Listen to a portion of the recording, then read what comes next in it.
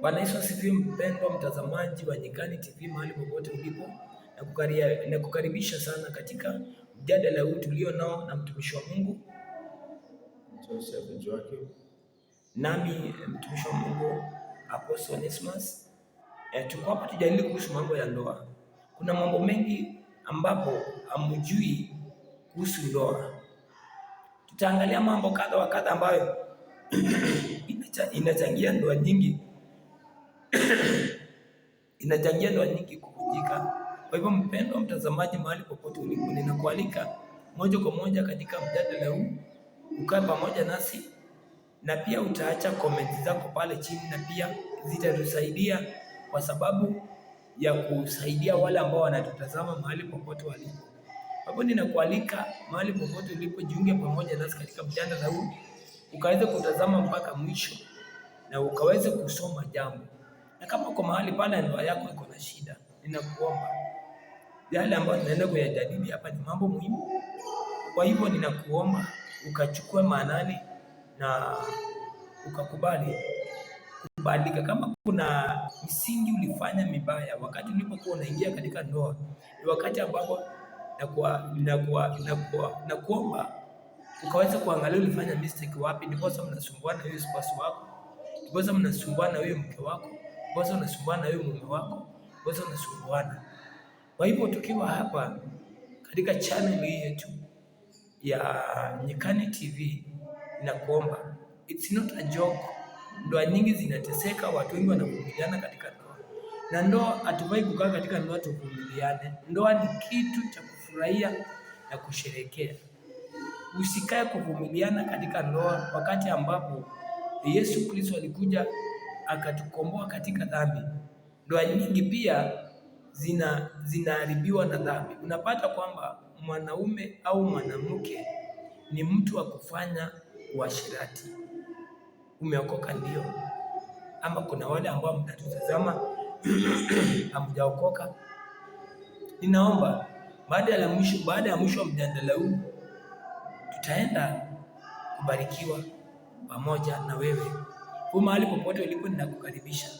Mahali popote ulipo, karibu sana. Ninajua kwamba kuna watu mnatutazama kutoka Landimawe, kuna watu mnatutazama kutoka Kamkunji, kuna watu mnatutazama kutoka Nairobi region, pia wale ambao mtatutazama kutoka hata nje ya nchi ya Kenya. Pia ninawaalika tuingie katika mjadala huu. Huu ni mjadala mkubwa ambao unahitaji hekima kubwa. Ndoa, kuna mzee alisema kwamba ndoa ni msitu ambapo mtu anatesekea peke yake. Sasa mimi nasema hivi, ndoa ni ngome ambayo Mungu hujenga, tufurahie na tuisherekee. Usikubali misemo mingi ambao watu husema, ama misemo mingi ya wauni, watu ambao si wacha Mungu. Ndoa ni Mungu alianzisha, na usikae katika ndoa kuivumilia. Ukiona kuna mahali kuna shida katika ndoa, inaweza kuwa ni vizuri ukaita mpenzi wako, ukae chini mjadili, kwa sababu wakati mlikuwa mnawana, wale ambao mnawaita waweze kusuluhisha mambo ya ndoa yenu hawakuwa. Ni kumaanisha kwamba aliye na uwezo mkubwa wa kusuluhisha mambo ya ndoa ni wewe na your spouse. Bwana asifiwe. Kwa hivyo ni wewe na spouse wako mnafaa mkae chini mrekebishe mambo ya ndoa yenu. Ndoa ni serikali ya Mungu. Kabla ya kanisa, naomba wale ambao mmeokoka, wale mnafuta ndoa kwa sababu ya wokovu, nataka ujue hivi, even before the church, the marriage was there. Yani kabla ya ndoa, kabla ya kanisa, ndoa ilikuwepo. Serikali ya Mungu ya kwanza ilikuwa ni ndoa, mke na mume. Akaumba Adamu na Hawa. Bwana asifiwe. Na alipowaumba akawaweka katika shamba la Edeni. Hapo ndipo Mungu alianzia serikali yake ya kwanza ya mke na mume, na akawaambia wazae na waongezeke. Tutajadili mambo mengi sana, kwa hivyo sitaki niendelee sana. Nataka nikaribishe mtumishi wa Mungu, mchungaji mwinjilizi Joakim, pia aweze kuchukua mahali pale, ndipo niwaambie tunaelekea wapi. Karibu sana mtumishi wa Mungu. Amen. Mpendwa mtazamaji, Ndugu wa Kristo wenzangu, Bwana Yesu asifiwe sana. Nashukuru Mungu kwa nafasi ambayo tuko hapa ni kwa ajili ya kufahamisha wengi, tukapata kujuana na kujua uwepo wetu wa kukaa pamoja katika upendo wa Mungu. Kwanza kwa majina yangu, mimi ni mwinjilisti Joseph Joakim, nimeokoka. Nampenda Bwana, namtumikia na naamini ya kwamba umbali huu mahali nimetoka mpaka mahali nilipo ni yeye amenipatia na uwezo. Maandiko yananiambia kwamba katika kitabu cha Mithali 9:10 inasema kwamba kumcha Bwana ni mwanzo wa hekima na kumtambua mtakatifu ni ufahamu. So wakati umeingia ndani ya Mungu utakuwa na ufahamu wa kutambua mengi, utajitambua na utatambua mengi, utajua siri ya hali ya maisha. Bwana asifiwe sana. Maana wakati umemtumikia Mungu, ukisoma katika kitabu cha Yeremia 24:7, Mungu anasema kwamba nitawapa moyo wanijue. Kwa hivyo wakati unamtumikia Bwana atakupatia moyo wanijue, roho ya ufahamu, ya kutambua mambo mengi. Tukizungumzia kuhusu swala la ndoa, ufahamu wa mambo ya ndoa, jinsi mchungaji alivyozungumzia. Maana pointi ya kwanza, Mungu alituumba tukiwa wawili, mume na mke, wakaishi pamoja ili wajenge uzao kama Ibrahimu jinsi walivyojenga uzao. Bwana asifiwe sana. Amen. Cha kwanza, ndoa ni ibada ya kweli. Amen. Na hii ibada, kazi ya shetani kuharibu ibada. Na shetani mara nyingi anatumia njia yote kuharibu ndoa, kuharibu familia. Yes. Na huwa anayaharibu kwa njia gani?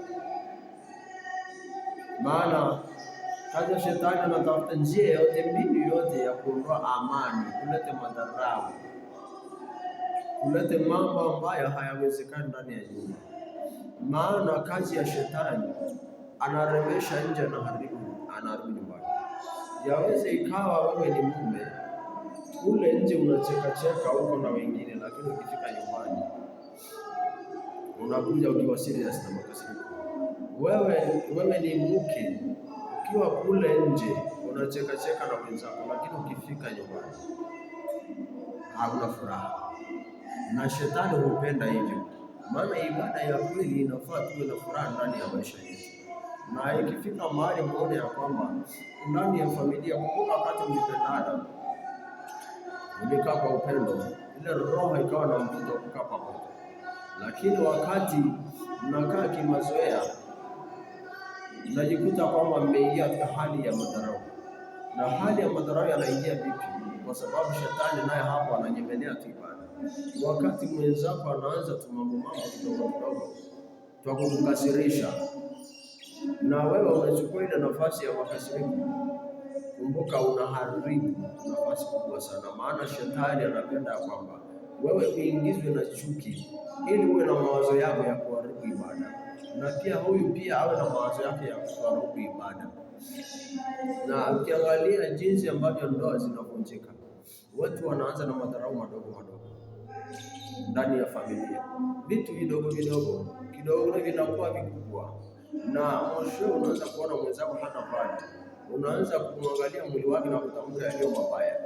Kumbe ni wewe mwenyewe unakaribisha zile nguvu za adui. Maana ulimi wa mabaya, ukitamka mabaya ndani ya nyumba yako, adui anatawala kwa mabaya. Bwana asifiwe sana. Amen. Kwa hivyo ndugu mtazamaji, niseme ya kwamba kazi kuu ya shetani ni kuharibu ibada, kuharibu ule upendo. Na ili basi tulinde upendo, ni wewe uangalia kwamba ukiona mwenzako anatamka jambo lisilokufurahisha, uwe na hekima ya kumjibu vizuri. Usijaribu kulipa baya kwa baya, maana utakuwa unafukuza. Wakati unaona ni kama kuna jambo baya linakuja ndani ya familia, na wewe pia unalificha. Kwa hiyo wakati mimi niligundua siri ya kukaa na familia yangu, nilimshukuru Mungu Nikasema kwamba hata kama ni changamoto ambazo utaziona ndani ya nyumba yangu, nitajua jinsi ya kuzitatua ili nisimkabidhi shetani nafasi. Bwana asifiwe sana. Amen. Kwa hivyo ndugu mtazamaji, familia zetu kiangalia sasa, ndoa zimevunjika kwa sababu ya uharibifu wa adui, na sisi wenyewe ndio tunamkabidhi shetani hiyo nafasi, kwa sababu wakati wa majibizano machafu ndani ya nyumba, madharau hutokea, na madharau yakitokea, yule ambaye ameona kana kwamba unamdharau, kumbuka adui anamenyemelea pale nje amuonyeshe heshima, na wakati adui anamuonyesha mwenzako heshima kule nje, anamuonyesha value kule nje, alafu akiingia hapa ndani, madharau yanazidi. Kwa hiyo wakati huo umeona kwamba mwenzako hafai, kumbuka shetani anamuonyesha huko nje unafaa. Wakati umemuonyesha mwenzako hana value, kumbuka shetani anamuonyesha kule nje ana value. Ndiposa unakutana tunakosana ndani ya familia, lakini mwingine kule nje anaunda familia mpango za kando kule nje, na mpango wa kando unakuwa mzuri kuliko sasa ule kwa ndani. Inafika mahali mnajikuta ya kwamba mawazo yenu yamekuwa ni kama mtu ambaye anashuka na mwingine anapanda. Hakuna awezaye kutengeneza familia ambayo kusambaratisha. Unakuta inafika mahali wengine wanaanza kuzaana kule nje, badala ya kujenga familia mnakosana, mnaharibu familia ya kule ndani, mnajenga kule nje kwa sababu ya madharau madogo madogo ambayo yakianzia ndani ya familia. Kwa hivyo mpendwa mtazamaji, kile kitu ambacho naweza nikakuadvise, uchunge sana maneno ambayo yanatoka kwenye kinywa ndani ya familia. Hata ukiona mwenzako ametamka neno ambalo halistahili, ni vizuri wewe mwenyewe utafute neno zuri la kufunika lile lake, la kumwonyesha hapa haujaenda vizuri. Maana maandiko yanasema katika kitabu cha Waebrania, I think 4 Waefeso 4:29 inasema neno lolote baya lisitoke duniani, kusudi ikiwa kuna mhitaji anayehitaji liweze kumbariki. Kwa hivyo ikiwa ndani ya familia yako umeamua sasa wewe, maana familia yako ni ibada ya kweli kutoka mbinguni, na ibada ya kweli kutoka mbinguni inahitaji maneno mazuri kila wakati. Kwa hiyo ndiposa neno la Bwana nasema Waebrania 4:29, Waefeso 4:29 kwamba lisitoke kinywani, kusudi ikiwa kama kuna mhitaji awezi kubarikiwa. Kwa hivyo ukiwa ndani ya familia yako hufai kutamka neno chafu. Hata mwenzako akitamka chafu, ni vizuri kumbadilisha kwa ile neno zuri la Mungu, ili kuzidi kuendelea kulinda hiyo ibada, kuendelea kulinda ndoa yako.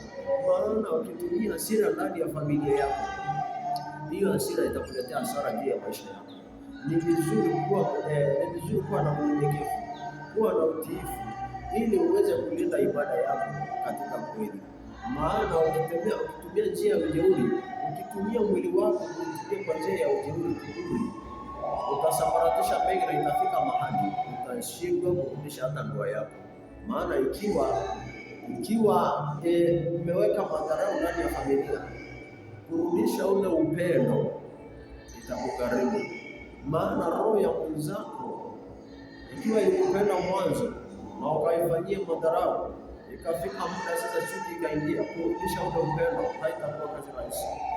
Ila upendo kurudisha tu ni maneno mazuri na matendo, neno la Mungu na matendo. Kumtendea mwenzako hata akikujibu vibaya, basi kubadilisha kwa neno zuri. Tukuwe watu wanyenyekevu, watu wa kuelewa, tuwe na ufahamu kwa ajili ya kulinda ndoa. Zaidi ya yote ni kuvumilia, maana yaweza ikawa mwenzako anakujibu mabaya yaliyozidi na kukuumiza roho. Lakini usichoke ndugu, usichoke sister, jipe moyo kwa neno la Mungu.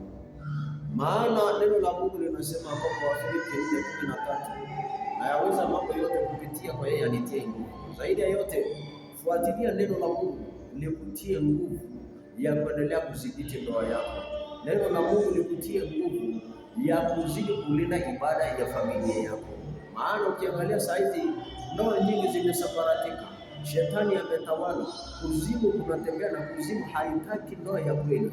Kuzimu haitaki ibada, inahakikisha imeharibu ile ibada yote. Maana ikiwa umetoka nje ya ndoa, ni kuonyesha kana kwamba umeshaharibu ibada, umeshashare na adui ambaye ni mwovu Shetani. Umeshachukua spirit nyingine ya kuzidi kuharibu, maana kutoka hapo heshima haitakuwa. Kwa hiyo ni vizuri kulinda mwili wako, jinsi Paulo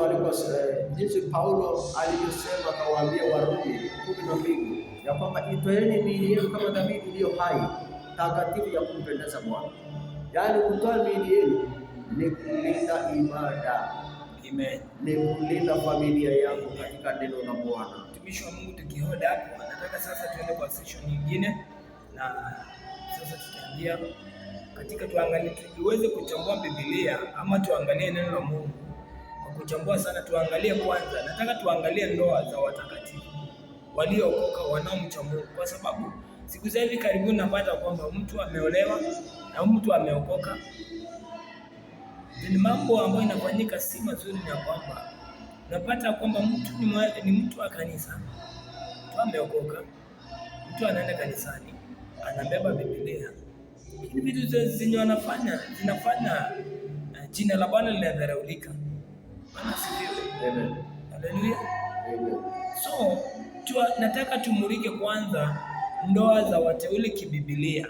Mtumishi wa Mungu, naomba ukanifungulie katika kitabu cha Waebrania wa kwanza, si Waebrania wa kwanza, Waebrania kifungu cha 13 na mstari wa 4.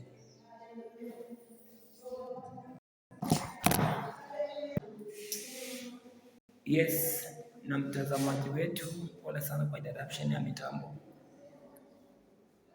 Bwana kubariki sana. Pia tunaendelea, naomba mtumishi wa Mungu afungue katika hicho kitabu. Naomba ndio tuko nayo nyingi sana, kwa hivyo utatuia radhi. Bwana asifiwe. Mani nyingi sana, hata mimi niko na mchungaji ako nayo. Tumejikaza hapa tuwaletee mambo haya live. Kwa hivyo mahali popote ulipo, nataka tuangalie katika kitabu cha Waebrania kifungu cha 13 mstari wa 4. Mtumishi wa Mungu tusome. Nitasoma kwa upendo wa Bwana. Waebrania kifungu cha 13 mstari ni wa 4. Nasema hivi: ndoa na iheshimiwe na watu wote, na malazi yawe safi, kwa maana waasherati na wasinzi Mungu kwa maana atawahukumia adhabu. So nataka usome namba 5 pia. Namba 5 inaendelea hivi: usiwe na tabia ya kupenda fedha, mwe radhi na vitu mlivyo navyo, kwa kuwa yeye mwenyewe amesema, sitakupungukia kabisa, wala sitakuacha kabisa. Amen. Mtumishi wa Mungu, mahali popote unanitazama, hata najua kwamba kuna wapastors wanateseka kwa sababu ya ndoa. Pia wako mabishop. Kuna askofu mmoja tulikutana mahali pamoja, ni wazee, akaniambia kwamba ameachana na mke wake. Ndugu zangu wapendwa, sasa hivi ninapoongea na nyapa, nasikia uchungu vile shetani anaumiza ndoa. Pia nasikia uchungu ni kwa sababu ya wale ambao mnaoana na hamna hekima. Ni kwa nini utaenda kuanza ndoa na mtu ambaye haujampenda kwa roho yako? Biblia imetangulia kusema kwamba katika kitabu cha Waebrania 13 mstari wa 4, ndoa na iheshimiwe na watu wote. Jambo la kwanza, nataka tuangalie kitu kinaitwa ndoa na wanafamilia. Ndoa na watu wa familia. Wewe msichana uko mahali pale umeolewa, mama uko mahali pale umeolewa, lakini inafika wakati unataka kumdhibiti mumeo au mke wako kwa mambo ya kifamilia. Unaanza kumwambia sijui mamako, sijui, yaani mnahusisha ndoa yenu na watu wa familia. Inafika wakati msichana uko mahali pale umeolewa na mume wako, unaanza kumwambia kwamba hujapeleka vitu fulani kwetu, hujapeleka hii. So kwa hivyo tuko hapa tujadili mambo haya, na ninakaribisha sasa mtumishi wa Mungu kwa njia ya kujadili, tuangalie mambo haya iko ama iko. Mchungaji, nakuuliza hivi, je, mambo haya ya watu wakiwa wamewana, mtu kuambia mume wake hujapeleka hii kwetu ama fanya hii kule kwetu, ili jambo lipo ama lipo? Hili jambo lipo mchungaji, na ndio limezidi kuleta uharibifu na mambo mengi ya kusambaratisha familia. Na nikuulize mtumishi wa Mungu, naomba utaongeza sauti kidogo kwa sababu ya msikilizaji pale, ya mtazamaji. Sasa nikakuuliza mtumishi wa Mungu, wakati katika ndoa inafika time unapata kwamba msichana maybe kijana hajawahi enda kwao na wameoana, na anaambia, maana Biblia imesema kwamba ndoa iheshimiwe na watu wote. Sasa unajua kuna wale watu wameoana maybe wanakaa wako Nairobi, hajaikaenda nyumbani. Je, nauliza swali sababu maybe wameoana wako na watoto na kijana hajaenda kwa kina msichana, na msichana naye hajajulikana kwa kina mume wake mahali ambapo mume wake ametoka. Je, hii ni ndoa? Ni swali tunakuuliza, hii ni ndoa? Na kama ni ndoa, au watu kama hawa maana wako, tutawasaidia namna gani? Maana nikisema hivi katika hiyo pointi ambayo ipo, maana ni kweli watu huoana na unakuta watu mmekutana tu mahali popote, mkachukuana kama mzigo, mkaenda kukaa peke yenu. Na pointi ya kwanza, kumbuka wakati tumebebana sisi wawili, msichana kijana, kumbuka huyo msichana ako na wazazi, na wazazi wake pia wanamwazia mema.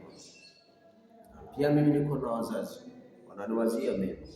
Wakati tumebebana pamoja kwa ajili ya kwenda kuishi nyumba moja, pointi ya kwanza ni vizuri wale wazazi wawe na ufahamu ya kwamba tuko wapi, mawazo yetu ni aina gani, kwa sababu dunia imekuwa na mawazo machafu ya kuangamizana.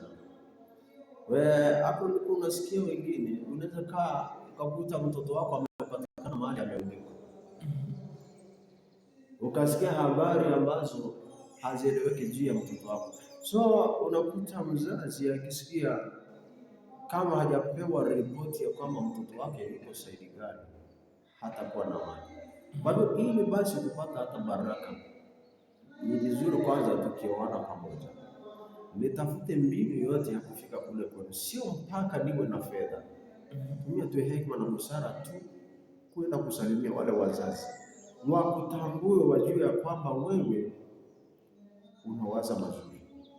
Sasa mchungaji, nakuuliza, endapo mtaenda pale kwa mzazi na ule mzazi akwambia hataki huyo kijana, ama mama ya kijana aseme hataki huyo msichana, sasa na mshaoana, kwanza mshaoana na mkazaa, na sasa mnapoenda kujitambulisha kwa wazazi, already mmeoana, mnaishi pamoja, sasa mnaenda kujitambulisha. Endapo mzazi ataingililia ile ndoa, akwambia hataki huyo msichana au hataki huyo kijana, je, huoni ya kwamba kulingana maandiko katika kitabu cha Ibrania 13 mstari wa 4, huoni ya kwamba huyu mzazi ameingililia ndoa, ama hii si ndoa? Je, swali langu ni je, hawa waliokaa pamoja wakaishi pamoja na wamezaa mtoto hajajijulisha kwa wazazi, hii ni ndoa au si ndoa kulingana na Biblia?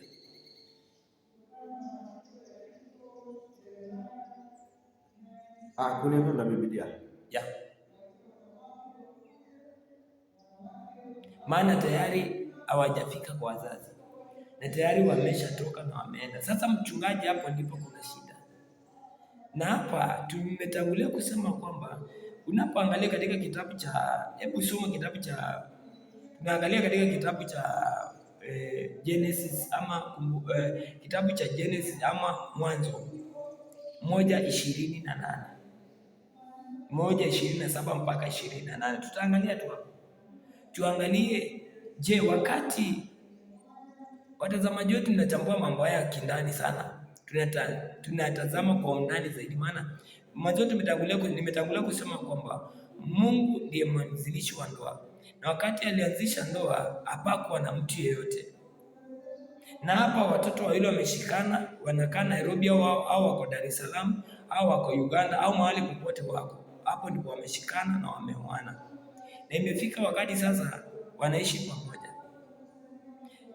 na wamezaa mtoto, na mzazi hajajua pande na pande.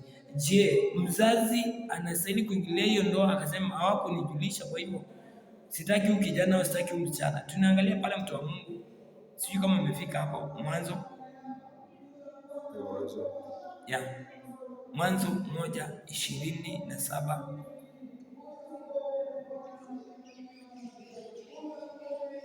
Amen. Kitabu cha Mwanzo 1:27 inasema hivi.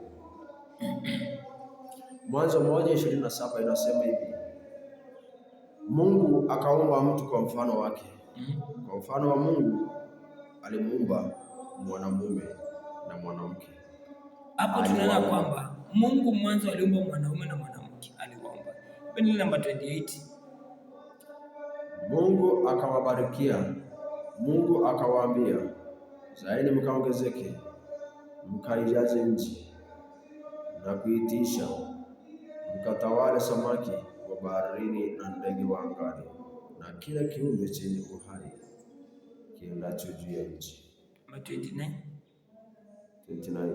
Mungu akasema, tazama, nimewapa kila mche utoa mbegu ulio juu ya uso wa nchi yote, pia na kila mti ambao matunda yake yana mbegu, vitakuwa ndivyo chakula chenu. Namba 30 kama iko. Namba 30 inasema hivi, namba 30 inasema hivi, na chakula cha kila mnyama wa nchi na cha kila ndege wa angani na cha kila kitu kitambacho juu ya nchi chenye uhai, majani yote ya miche ndiyo chakula chenu. Ikawa hivyo. Kwa hivyo mpendwa mtazamaji, tumesoma katika kitabu cha Mwanzo 1:28 mpaka 30. Tunaona kwamba Mungu akawabariki wote, mwanaume na mwanamke, na akawabariki na akawaambia wazae wakaongezeke, wakajaze, na akawapa mamlaka. Kwa hivyo hapo sasa tunaona Mungu akiwabariki. Sasa wakati ule si kama sasa, maana sasa hii wanadamu wanazaliwa, washazana, washakuwa wengi. Sasa kijana ameoa, tafuta hiyo pia, hiyo nilikuwa natafuta. Bwana Yesu asifiwe. Kwa hivyo tunaona kwamba Mungu akawabariki wote, mwanaume na mwanamke, akwambia zaini mkaijaze nchi. Na hapa wamekutana mjini, wameoana. Je, ni vizuri mama au baba kuingililia kati, awaambiwa sioane? Na ni nini kinachangia sasa hivi watu wengi hawafurahii ndoa? Badala kufurahia ndoa, wanavumilia ndoa. Ndoa ni kitu cha kufurahia, si kitu cha kuvumilia. Unapovumiliana katika ndoa, inamaanisha kwamba mwenzako anakufanya mabaya na wewe unavumilia pale. No, mambo haya hayafai kuwa hivyo. Tunafaa tufurahie ndoa. Kwa hivyo wazazi, je, wanachangia ndoa za watoto wao kuvunjika? Maana unapata kwamba mama anaambia msichana, sitaki kuona msichana fulani. Unapoangalia pale Waebrania tumesoma, tumeona kwamba wasipende fedha. Na sasa hapo ndipo mjadala mkuu ulipo. Vijana wengi wanapoenda kuanza ndoa, kwanza anataka jiangalie kimfuko, ako na pesa ngapi. Msichana naye anaangalia yule mtu ambaye wanaenda kuoana na yeye, anaangalia kama ako na pesa. Mtumishi wangu, naomba urudie katika hicho kitabu cha Waebrania hapo mstari wa 5 tena.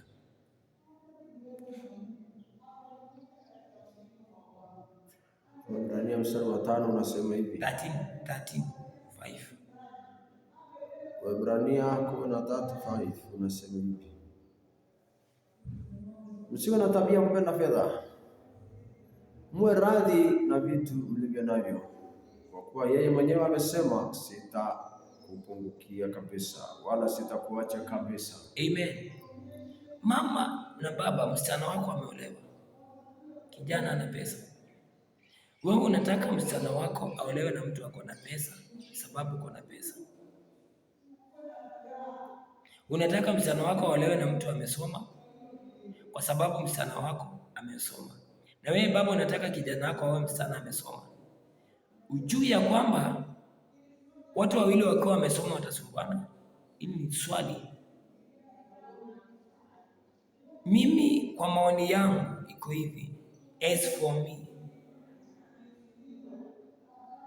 ikiwa baba mzazi uko na uwezo wa fedha na kijana wako ako na pesa, kufanya kitu kinaitwa balancing. Na hii ndio mambo ambayo Mungu amekuwa akifanya kutoka mwanzo wa nchi. Mungu anaangalia mtu mmoja hana na mwingine hana, mtu mmoja ako navyo na mwingine hana, anawaweka pamoja, watakaa vizuri kwa amani. Wakati wewe mzee unataka msichana wako aolewe na familia iko na utajiri na fedha, umemtafutia mwanao matatizo ya ndoa, umemtafutia mwanao shida, ujue ya kwamba utakuwa na heshima ikiwa msichana wako maybe ataolewa na mtu hana pesa, ataolewa katika familia maskini, na wewe utachangia ile ndoa ya huyo your son, your son, your in-law, ama your stepson. I don't know whether stepson or huyu mwanao ambaye ameoa msichana wako. Uone ya kwamba msichana wako akiolewa pale katika familia ambayo ni maskini, wewe uone ya kwamba kutakuwa na kitu kinaitwa balance. Msichana wako atafurahia ile ndoa. Ama mtu wa Mungu unaona? Ni kweli. Ni kweli, maana watu wawili, maana ikiwa na Mungu amepanga, maana andiko linasema kwamba katika kitabu cha Mwanzo 2:24 nasema, kwa hiyo mwanaume atamwacha baba yake na mama yake, naye ataambatana na mkewe, na watakuwa mwili mmoja. Amen. Kwa hivyo haja asema wataambatana wakuwe shilingi moja, bali amesema watakuwa mwili mmoja. Na basi ikiwa ni mwili mmoja, huyu mmoja anaweza kuwa na kitu na mwingine, washikane pamoja, wajaze ulimwengu na uzao. Lakini wazazi wa leo wanaangalia huyu msichana wangu amefika kiwango hiki, na huyu bwana ako na kiwango gani? Sasa ikiwa nyinyi mnaangalia, mnatumia macho ya mwili, kwani nyinyi mtakuwa ni Mungu? Maana nyinyi sasa kwa macho yenu nyinyi mnaanza kupanga mpango zile tofauti, na nyinyi sio Mungu. Kwa hivyo jambo hili sio zuri kwa binadamu. Wacha Mungu afanye yote. Amen. Kama yeye. Amen. Kwa hivyo tumeona kwamba mzazi utapenda mtoto wako maybe aolewe na mtu mzuri. Kwa hivyo Biblia hapo ndipo imesema kwamba ndoa iheshimiwe na watu wote. Mzazi wa msichana, mzazi wa kijana, wakati unaona mtoto wako ameolewa na mtu ana pesa na kijana wako ako na pesa, kubali wakae na huyo msichana. Mama, wakati umeona msichana wa kijana wako ameoa msichana ambaye maybe hajasoma, kubali wakae pamoja. Hawawezi kuwa wote wametoshana. Wakitoshana wote watamalizana, watauana, wataumizana. Na hili ni jambo lenye hekima. Nyinyi matajiri, hivi ndivyo mnasema. Unapata kwamba kwa sababu ya kukosa hekima ya Mungu, tunatumia vitu zinaitwa knowledge ama ufahamu ule tunajua sisi. Tunakosa kitu kinaitwa hekima. Mzee wewe ni tajiri mkubwa, unasema mtoto wako hawezi akaolewa kwa ghetto ama kwa kijiji. Hawezi kuolewa Mathare, na wewe ni mbunge, unakaa kule vingine, kule Kileleshwa, unakaa kule Lavington, unakaa kule, una prefer mtoto wako aolewe na tajiri mwenzako. I want to tell you the truth. Mtoto wako atakuwa misused. There will be no enough love there. Ikiwa mtoto wako ataolewa, wewe ni tajiri mkubwa na unapenda mtoto wako, na amepata mtoto maskini, kijana maskini, amempenda, allow them to live together. Na wewe ambaye pia umeokoka unasema kwamba huwezi kuolewa na mtu ambaye hajasoma, mtu ambaye hana pesa. Nataka nikuambie, you are hurting your life, you are hurting your future. Why are you judging today when tomorrow is there? Kwa nini unaona huyu kijana hana pesa, hawezi kukuoa? Kwa nini? Yeye anakupenda kwa dhati, anakupenda kabisa, na umefanya maamuzi ukasema kwamba siwezi kuolewa na mtu ana pesa. Hivyo ndivyo ndoa nyingi zinajengwa, kwa mtazamo wa ubinadamu. Unasema kwamba siwezi kuolewa na mtu ana pesa, na hivyo ndivyo ndoa nyingi zimejengwa as we speak. Wewe ulipenda mume wako sababu ya pesa. Ona sasa ameishi. hakuna pesa, unaanza kusumbuana na yeye. Makosa mama ni wewe ulitengeneza, au kuona Mungu, uliona pesa na sasa pesa zimeisha. Kubali matokeo, ukubali matokeo ama ukubali kubadilika baada ya kutazama video hii. Kubali kubadilika, kubali ya kwamba msingi ulioweka wa ndoa au kuwa mzuri. Amen. Amen. Kwa hivyo as we speak today, ndoa nyingi zimejengwa kwa msingi mbaya. Kumbuka ya kwamba msingi wa kitu ni wa maana sana. Mama, ulichagulia msichana wako mume sababu ulikuwa maskini. Ukasema mtoto wangu hatatoka maskini akaolewe na maskini.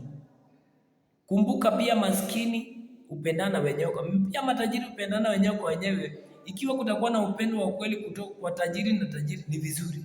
Kama kutakuwa na upendo wa kweli kwa maskini na maskini ni vizuri. Lakini kwangu mimi, kama vile Mungu aliumba jinsia ya kike na kiume, mimi ninaweza kusema hivi kwa ufahamu wangu na hekima ambayo Mungu amenipa, itakuwa vizuri zaidi ikiwa wewe umetoka katika familia maskini ukipendwa na kijana ametoka katika familia maskini. Mimi kwa mtazamo wangu ninaona ya kwamba hiyo ndio inaweza kuwa nzuri sana, kwa mtazamo na kwa kuelewa kwangu, kwa sababu ule kijana atakupenda vizuri kwa njia moja, utamfaa wakati mtaoana. Mimi kuna zile vitu utafanya, na pia ukifanya mambo kama hayo, pia fanya mkiwa ndani ya Kristo Yesu. Muweke msingi wa Mungu ndani, maana chochote kinachoanza wacha kianze na msingi wa Mungu, maana mkianza na msingi wa shetani ndio itaharibika. Kwa hivyo ninaongea hivyo nikiwa na experience. Wengi wameanza wakiwa hawana chochote, wakiwa maskini wakabarikiwa. Wengine wameanza wakiwa tajiri na tajiri wakabarikiwa, na ndio itakuwa nzuri sana mpaka sasa hivi wakawa wanaishi pamoja. Na sasa hivi tunaongea, niko na historia, mtu mmoja alienda akaoa mke wake akamwambia wacha kazi. Kwa sababu wewe mzee uko na pesa, usiambie mke wako afanye kazi. Usiwaambie mke wako awache kazi mwana, hapana. Usiambie msichana awache kazi, maana mmependana hivyo. Nataka tutoke katika hiyo mjadala wa pande hiyo. Mwenye ameelewa ameelewa, na kutakuwa kwa maybe kama mwinjilisi kuna kitu naongezea pale. Nashukuru mpaka hapo kuhusu swala la ndoa. Zaidi ya yote, chunga ndoa yako. Hatujamaliza swala la ndoa, mtumishi wa Mungu. Nataka tuangalie session ya pili ambapo imeibuliwa kitabu cha Waebrania, ambapo imesema ndoa iheshimiwe na watu wote, na hapo chini kasema kwamba kitanda cha ndoa kiheshimiwe. Tuko hapo sasa, tuko hapo katika kitanda cha ndoa, na hapo ndipo kuna red line. Wewe unayenitazama, wewe ni mwanamke, naanza na wanawake na kuuliza swali. Wakati mume wako alikuwa wewe, nini alikosa kwao? Alikosa nini kwao ndio kwa wewe? Kuna kitu alikosa, na hicho kitu alikosa aliona wewe ndio unaweza ukafanya. Jambo la kwanza, Biblia inasema katika kitabu cha Proverbs, kila mtu ayanywe maji kwa kisima chake mwenyewe. Ninapomaanisha kuhusu kisima ninamaanisha nini? Ninamaanisha kisima ni yale mapenzi anayokupa mwenzako, ni yale mapenzi anayokupa mumeo, ni yale mapenzi anayokupa mke wako. Wakati anaposema kitanda cha ndoa kiheshimiwe, inasema kwamba usiende nje ya ndoa, usije ukamcheza mwenzako in the name of ana pesa au kuna kitu amekosa, umeamua kumcheza. Biblia inasema kwamba kitanda cha ndoa kiheshimiwe na kiwe kitakatifu. Na unapoona ndoa imeanza kuvunjika, the spot of the marriage ama ile sehemu muhimu ya ndoa ni kitanda. Mama, huwezi ukatengenezea ndoa yako kwa meza ati hakuna chakula. Hapana. Mama, huwezi ukatengeneza ndoa yako kwa mfuko. Hapana. Siri ya ndoa ni kitanda. Je, unampa mama wako, unamtimizia haja zake? Ni swali. Unamtimizia haja yake? Unampatia mapenzi, anaridhika? Ama mnaingia tu namwambia umechoka? Sikiliza nikwambie, kama mnaingia pale kwa ndoa unaambia mume wako umechoka, umeanza kuharibu ndoa. Make sure mume wako wakati ameingia katika kitanda cha ndoa umemridhisha, umempatia haki yake, ili asikuwe na kile kiu. Najua kuna wengine atasema kwamba wengine waridhiki, hiyo nalo tutaliongelelea. Bwana Yesu asifiwe. Kwa hivyo tunapoingia katika kitanda cha ndoa, kitu point ama jambo la kwanza, mwanamke, timizia mume wako haja zake. Ukiona ndoa yoyote iko na shida, mama, sitaki udanganye. Mulianza kwa ndoa, mulianza kwa kitanda, mume wako ulimnyima haki zake, kutoka hapo akaamua kwenda nje, na sasa unalia kwa sababu ameenda nje. Ulianza na kumnyima. Biblia inaposema kwamba tuheshimu, imaanisha kwamba alitusiende nje. Inamaanisha kwamba kitu ya kwanza ujua kwamba hapo kwa ndoa, hapo kwa kitanda ndipo unafaa kumridhisha mume wako.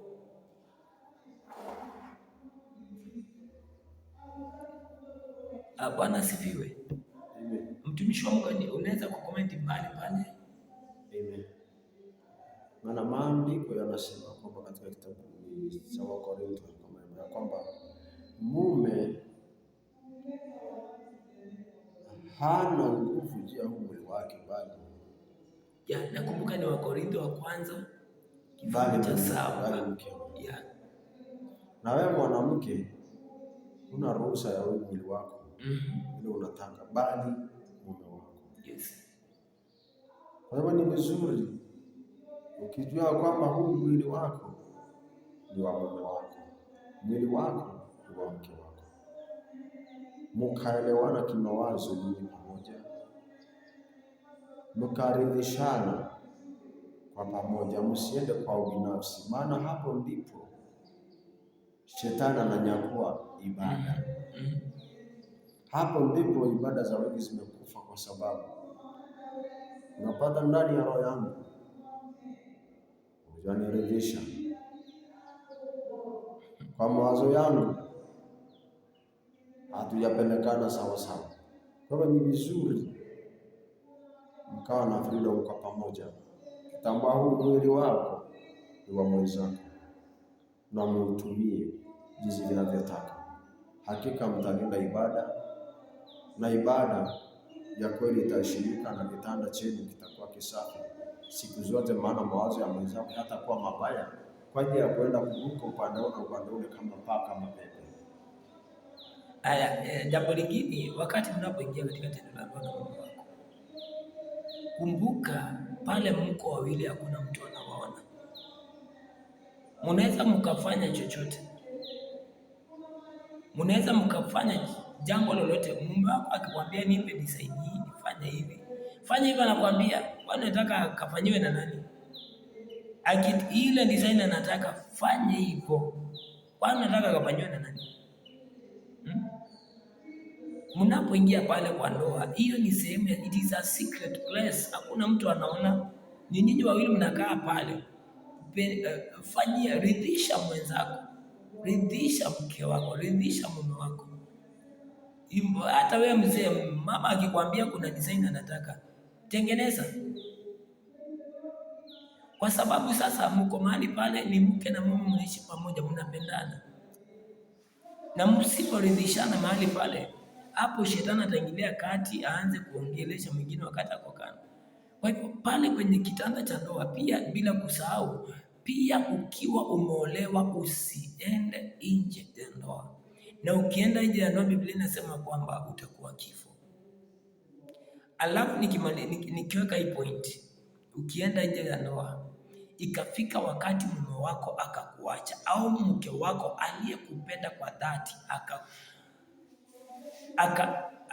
ukafanya mkaachana kwa sababu ya kuenda nje ya ndoa, mimi nakuambia hii ujue, kuna laana ambayo mume wako anaweza akakulaani mpaka utazunguka dunia nzima, utawaiona mtu wa kukupenda. Hivyo hivyo na wewe mwanaume unaweza ukamfanyia mke wako nje ya ndoa ukidhani kwamba unajificha. Mtu aliyekupenda kwa dhati, aliyekupatia roho yako, umeamua kumtenda vibaya. Siku mtaachana ukidhani kwamba utapata mtu wa kuoa au utapata, hiyo ndoa yako imepata laana. Maana huyu mtu anakupenda sana kwa dhati, amekupa mwili wake wote mpaka hawezi kuishi vizuri, hawezi kukaa na amani wakati anakukosa. Yaani anakupenda kwa dhati, na wewe umechukua nafasi, umemfanya mke wako mambo mabaya. Sikiliza nikwambie, kutoka hapo umeyalaani maisha yako, umejimaliza. Maana huyu mke aliona kwamba kuna kitu alikosa kwao, akaona hiyo kitu amekosa atakipata kwako. Kwa hivyo ni vizuri uheshimu mke wako, penda mke wako, usiende nje ya ndoa. Sikiliza nikwambie, wewe mwanaume, mwanamke yeyote aliyeko China, aliyeko Amerika, Myahudi, wote ni the same. Ile siku ulivunja huo bikira wa mke wako, alibaki mama, hata kama alikuwa na miaka 18, alibaki hivyo. Wote ni the same. Kwa hivyo hauna haja ya kuacha mke wako ukaambatana na mtu mwingine ambapo ile raha ambayo mke wako angekupatia ni utapatiwa na huyo. Ni vizuri utunze mke wako wa ndoa. Huyu ni mama ya watoto wako. Usimfanyie madhara, usimfanyie masiara. Wewe utajidanganya kwamba umemwacha ukapate mwingine mzuri. You are tarnishing your life, you are destroying your life. Unajimaliza. Kwa hivyo ukampende mke wako kwa dhati, ukatafute nafasi katika roho yako mke wako akatoshee. Usiweke mke wako na mtu mwingine. Alafu siri nataka nikwambie, nyinyi wale ambao mnaenda na wanawake wengi, these are secret you don't know. Biblia inasema kwamba uhai wa mtu ama kitu ambacho yote kiko na damu huko katika damu. Na Biblia inasema kwamba watu wawili wataambatana pamoja, watakuwa kitu kimoja, sababu wamelala pamoja ama wamefanya mapenzi pamoja. Unapata kwamba kwa sababu hii wewe umetoka kwa mke wako umeenda kwa mwanamke mwingine, ujua kwamba ile roho ya mwanamke mwingine umemchukua imeingia ndani yako, na ukilipojiiba ukaenda nje ya ndoa, mke wako hakujua. Sasa kutoka hapo umeenda kuingia ukalala na mke wako, umeambukiza mke wako roho ya uzinzi. Amekuwa mzizi, kitu ambacho hakuwa nacho, kwa sababu umejiiba ukaenda. Maana ndio sababu Biblia imesema kwamba kisinajisiwe. Ukisha toka nje ukaenda ukaambatana na mke mwingine, umenajisi. Sasa ukija kulala na mke wako tena umemnajisi mke wako. Hapo ndipo unajisi unaingililia, umeshamnajisi, ameshanajisika. Kutoka hapo sasa roho ya uzinzi naye itamuingia tena, ataanza kupenda wanaume kwa sababu wewe umemletea hiyo roho. Na wewe mwanamke pia utajiba kidogo, uende kule, utajipeleka kwa mwanaume, utalala na yeye, alafu utajifanya hapa ati ni kama ule mtu hajakula kitu na wewe kumbe umekula. Umeenda umelala na mkako, umemnajisi mume wako. Kutoka hapo ataanza kufuata wanaume wengine. Hii kitu ni spiritual. Tumetangulia kusema kwamba ndoa ni spiritual, si physical. Na kama ndoa ni spiritual, ikuwe spiritual. Heshimu mke wako, heshimu mume wako, ndiposa watoto wenu wawe wasafi. Unaposoma katika kitabu cha Wakorintho wa kwanza kifungu cha 7 mstari wa 13 mpaka 15, inasema ikiwa kuna mume asiyeokoka na mke asiyeokoka wanaweza kuishi pamoja. Bwana asifiwe. Ikiwa pia wote wawili, mama hajaokoka na mume ameokoka, pia wanaweza ishi pamoja. Tena inasema kwamba hao watoto wenu ni wasafi kwa sababu ya yule mmoja aliyeamini. Lakini ikiwa huyu asiyeamini, huyu mwenye anaenda nje ya ndoa, huyu mwenye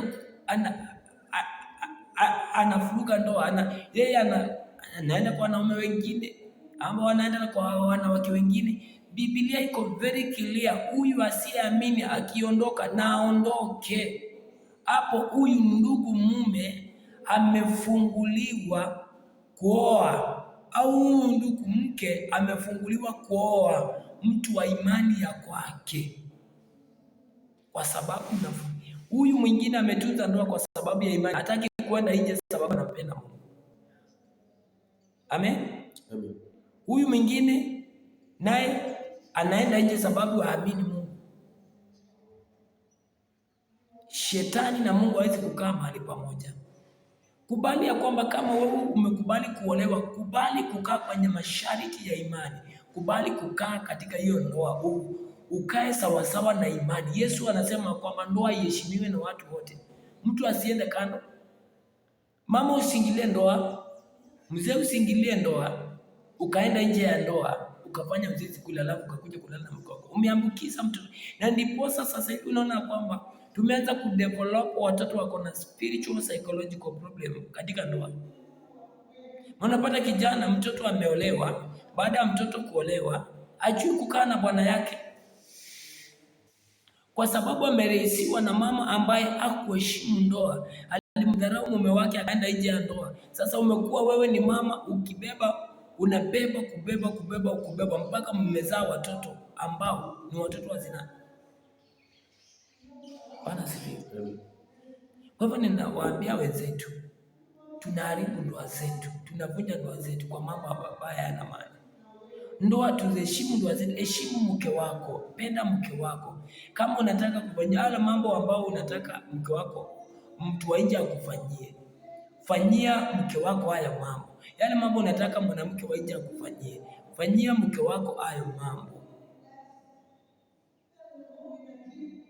Anasifiwe. Tutende mambo kama hayo. Fanya hivyo, unataka uende ukaridhishwe huko nje, kwanza ridhisha mke wako. Hivyo unataka mume wako ukaridhishwe na mwana mwingine kule nje, ridhisha kwanza mume wako, uone kama hiyo ndio itakuwa vizuri. Mtumishi wa Mungu, una jambo lote la kuongezea pande hiyo ya kitanda? Bwana asifiwe sana. Jinsi neno ambalo linasema kwamba kitanda kiheshimiwe, ni heshima tu, simame imara, jitambue juu ya kwamba huyu mwanamke ni mfupa wako, umetoka katika ubavu wako. Kwa hivyo usiangalie tena sehemu nyingine, mheshimiane pamoja, mshikane, maana kila mmoja aliachana na wazazi, mkakutana pamoja, mkawa mwili mmoja.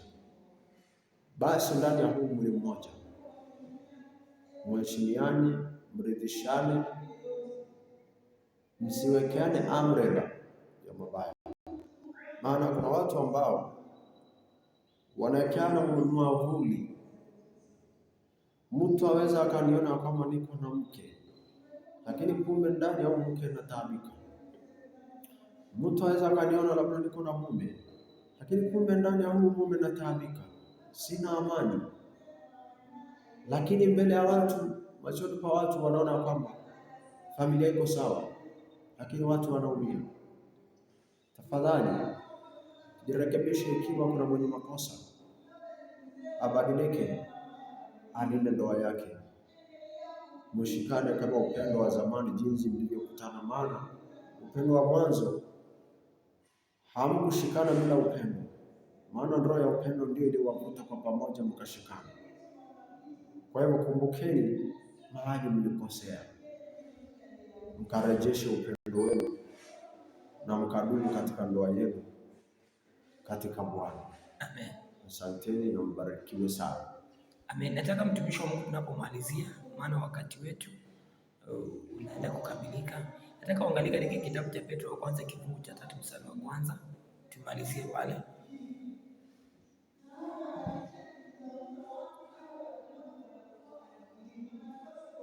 Naomba utasoma tu kwa uwezo wa Bwana. Petro wa kwanza kifungu cha 3 mstari wa kwanza unasema hivi: kadhalika ninyi wake watiini waume zenu, kusudi ikiwa wako wasioamini neno wavutiwe kwa mwenendo wa wake zao pasipo lile neno. Bwana asifiwe. Mpendo, mahali unanitazama mama, wewe ambaye unasema kwamba unasumbuka katika ndoa, tabia zako zinakaaje? Biblia imesema kwamba ikiwa hebu rudia hapo mtu wa Mungu. Kadhalika anasema kadhalika ninyi wake watiini waume zenu, kusudi ikiwa wako wasioliamini neno wavutwe kwa mwenendo wa wake zao. Unaona kwamba wewe mzee wako akiingia kwa nyumba unamtukana, mbwa, ng'ombe, mbuzi akiingia kwa nyumba huwezi kumpatia break, ametoka kazini, mpatie maji aoge. Muulize, hi my husband, my sweet love, chukua maji ukaoge. Imesema mwenendo wa tabia zenu utamgeuza yule mwanaume. Atakubali Injili, atakubali kuokoka, atakubali neno la Mungu. Wewe unashinda wakati nasema kwamba utamwambia okoke, lakini wewe unashinda kanisani kila wakati na tabia yako imeshinda hata tabia ya wale wako inani. Wewe umeokoka, tabia yako inafaa ikuwe ya mtu ameokoka. Wakati mume wako anapoingia kwa nyumba, mpe heshima, mrespect. Atatazama mwenendo wako na tabia yako nzuri, atavutwa kwa tabia zako, na kwa wokovu wako ataokoka tu, kwa sababu ataona tabia yako ni nzuri. Kwa tumeona kwamba Petro amesema vizuri ya kwamba, na Petro alikuwa ni mwanafunzi wa Yesu. Mstari wa kwanza, yeye anafundisha mambo ya ndoa.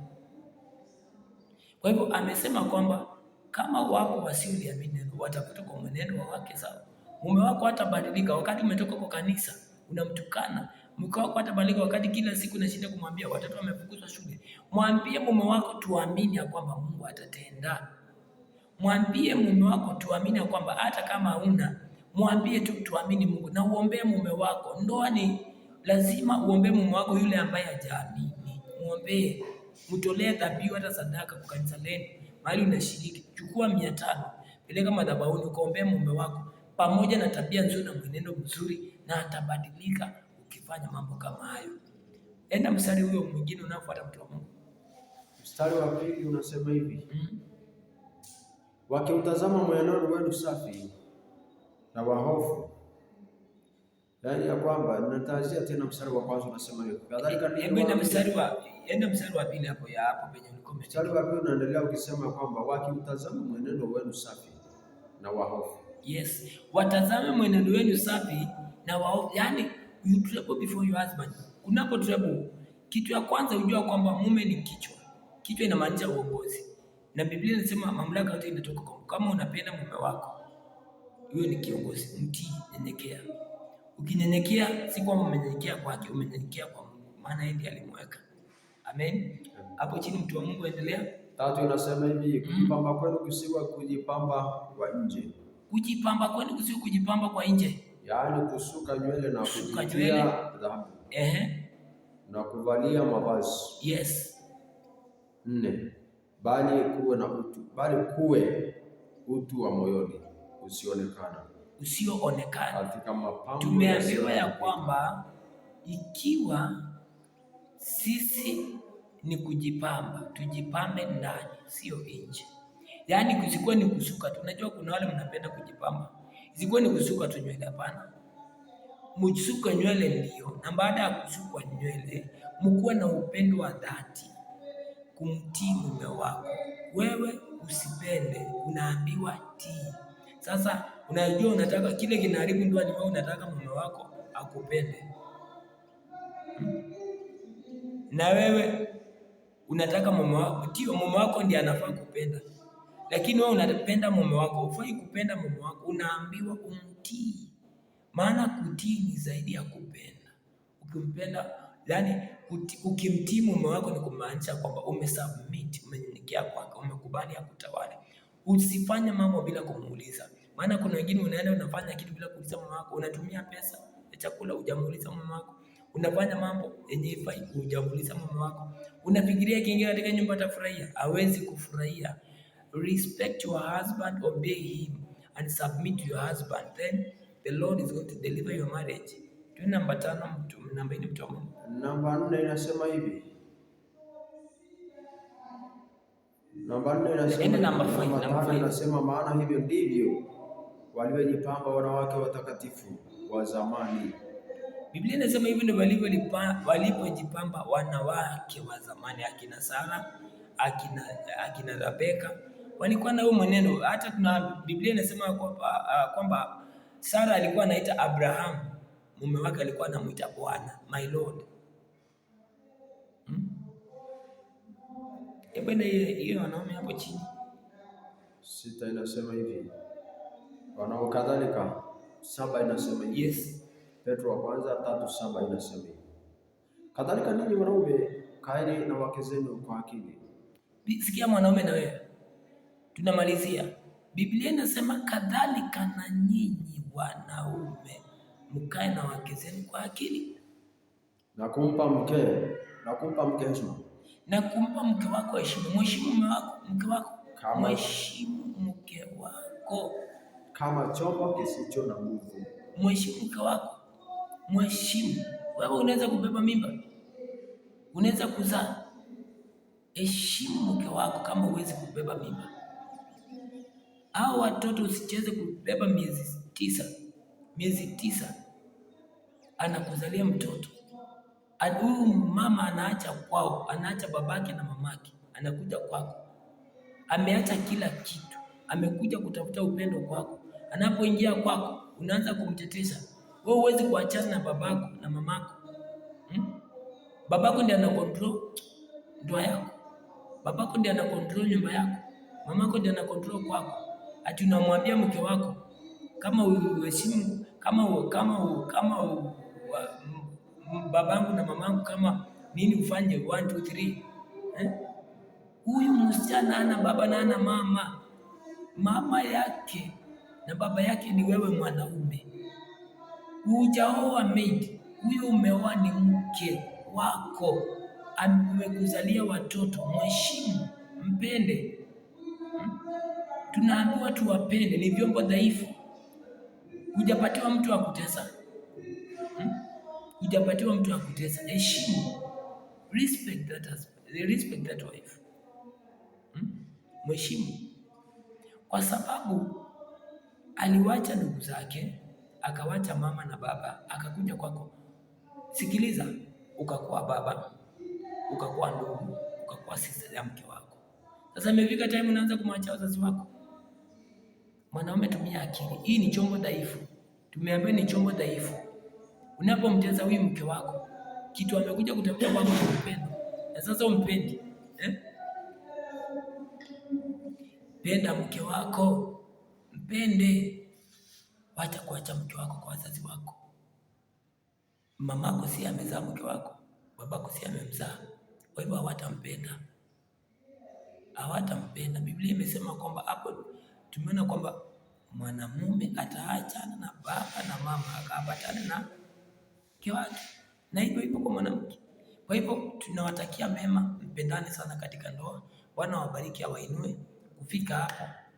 Tunasema kwamba naamini kwamba sasa kutoka hapa mtatengeneza ndoa, mtaishi vizuri na mahali kumeharibika mtatengeneza. Kuanzia leo ndoa yako ibadilike. Nataka tuamini mtu wa Mungu pamoja. Tuamini. Baba, kwa jina la Yesu nakushukuru kwa sababu ya mtazamaji wetu ambaye ametutazama tangia tulipoanza mjadala huu. Sasa imefika Bwana wakati naenda kumaliza Bwana. Naomba Mungu wa mbingu ukapate kushuka katika hii ndoa ya ndugu huyu na dada huyu, ukapate kuitengeneza. Huyu mke na mume ambao wamekaa pamoja Bwana. Tunatangaza kwamba kuanzia leo wataishi vizuri, wataweza kukaa maisha mazuri Bwana. naita malaika wa ndoa akaingia akatunze hii ndoa, na watoto wa baba pia tunawabariki. Tunaomba Bwana ukapate kuwatetea na kuwapigania kwa jina la Yesu. Ninafurusha kila mapepo na majini ya kuharibu ndoa, ninafunga kila uchawi na uganga wa kufunga na kuharibu ndoa zao kwa jina la Yesu. Nimetangaza kwamba kuanzia leo watakuwa na amani tena. Asante Yesu kwa sababu unaenda kutenda. Ponya ndoa zetu, hasa sisi tulio hapa na mtumishi wako Baba. Tunaomba pia Bwana ukainue ndoa zetu, wape wanandoa akili na hekima ya kuongoza ndoa kwa jina la Yesu mwana wa Mungu aliye hai. Naomba na kuamini. Amen. Wapendwa, barikiweni sana. Shalom. Hadi wakati mwingine, Bwana wainue. Tutakuwa na mjadala mwingine kama huu wa kufanya yale ambayo yamebaki. Kuna mambo tumeguza hapo hivi tukipita, lakini sasa baada ya kutazama hii kwa comment section kuna mambo tutaenda kuangalia undani katika Biblia, na pia mkicomment ndio tutajua wapi tutaenda kutoka hapa. Sasa kama umebarikiwa na huu mjadala, tafadhali mahali popote ulipo usisahau kutuambia mahali imekupendeza. Pia kama kuna mahali hapaja kupendeza, pia comment hapo chini, tuambie sijapendezwa na hapa, comment tu, tutajua kwamba how are we going to handle something like that. Kwa Bwana awabariki sana, watende wema. Amen, amen. Shalom, shalom, shalom. Kwa hivyo tunawabariki nyinyi ambao mmetutazama bila kuchoka. Wewe ambaye umetazama mpaka mwisho, acha Bwana akubariki na kukuinua. Kwa jina la Yesu tuombe na kuamini. Amen. Bye bye, hadi wakati mwingine.